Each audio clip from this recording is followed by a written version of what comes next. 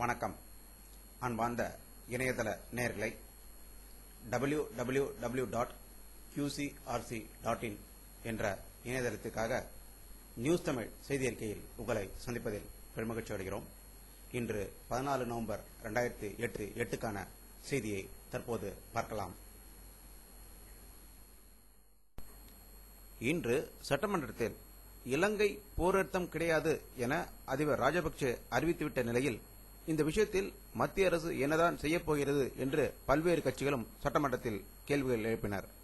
இதற்கு பதிலளித்த தமிழக முதல்வர் திரு கருணாநிதி அவர்கள் மத்திய அரசு கண்டிப்பாக போர் நிறுத்தத்தை வலியுறுத்த வேண்டும் என்றும் அவர்கள் அதை செய்ய தவறும்போது மத்திய அமைச்சர்கள் ராஜினாமா செய்ய தயாராவார்கள் என்று அவர் கூறியதாக சட்டமன்றத்திலிருந்து வரும் செய்திகள் தெரிவிக்கின்றன.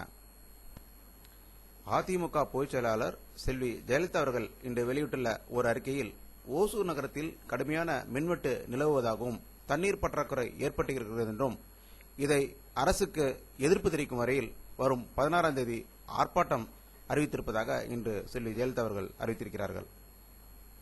ஹைதராபாத்தில் நடைபெற்ற ஒரு பொதுக்கூட்டத்தில் பாரதிய ஜனதா கட்சி பிரதம வேட்பாளர் திரு அத்வானி அவர்கள் இன்று பேசுகையில் பாரதிய ஜனதா ஆட்சிக்கு வந்தால் தனி தெலுங்கானா மாநிலம் அறிவிக்கப்படும் என்று ஒரு உறுதிமொழியை அளித்ததாக ஹைதராபாத்திலிருந்து வரும் தகவல்கள் தெரிவிக்கின்றன.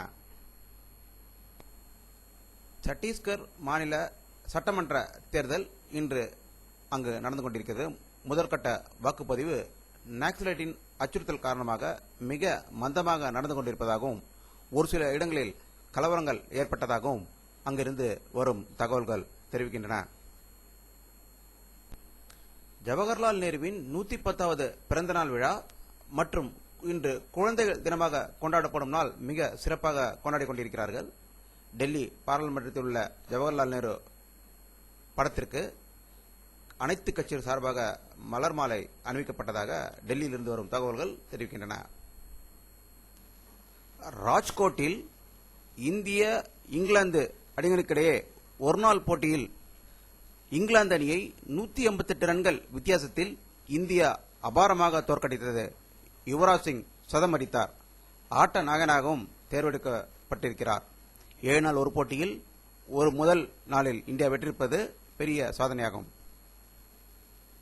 இன்று அதிகாலை இலங்கையில் ஏற்பட்ட சண்டையின் போது 75 சிங்கள வீரர்கள் பலியானதாக ஸ்ரீலங்காவிலிருந்து வரும் தகவல்கள் தெரிவிக்கின்றன. ஸ்ரீலங்கா படையினர் தமிழர் பகுதியை நோக்கி வந்துகின்றிருந்த போது பல இடங்களில் விடுதலை புலிகள் தாக்கியதாகவும் அதன் மூலம் 75 பேர் மரணமடைந்ததாக அங்கிருந்து வரும் செய்திகள் வந்து கொண்டிருக்கின்றன. அமெரிக்க அதிபராக தேர்ந்தெடுக்கப்பட்டிருக்கும் திரு ஒபாமா அவர்கள் தன்னுடைய செனட் பதவியை ராஜினாமா செய்ததாக அங்கிருந்து வரும் தகவல்கள் தெரிவிக்கின்றன. இந்தோனேஷியாவில் ஏற்பட்ட கடும் மழை காரணமாக 10 பேர் உயிரிழந்ததாகவும் 7 பேரை காணவில்லை என்றும் அங்கிருந்து வரும் தகவல்கள் தெரிவிக்கின்றன. வானிலை அறிக்கை இன்சாட் சேட்டலைட்டிலிருந்து எடுக்கப்பட்ட படம் இது. இன்று காலை 11:30 மணிக்கு அளவில் எடுக்கப்பட்டது. நேற்று பார்த்தபடியே அந்த சுழற்சியான வேகம் ஆந்திராவையும் ஒரிசாவையும் நோக்கி சென்று கொண்டிருப்பதை பார்க்கலாம். அதனுடைய தாக்கம் தமிழகத்துக்கு தெரிய வாய்ப்பிருப்பதையும் காணலாம். மழை பெய்ய வாய்ப்பிருப்பதையும் இந்த படத்தின் மூலம் அறிய முடிகிறது. செய்தி அறிக்கையில் உங்களை சந்திக்கும் வரை உங்களிடமிருந்து விடைபெறுவது உங்கள் கே பாலாஜி. நன்றி.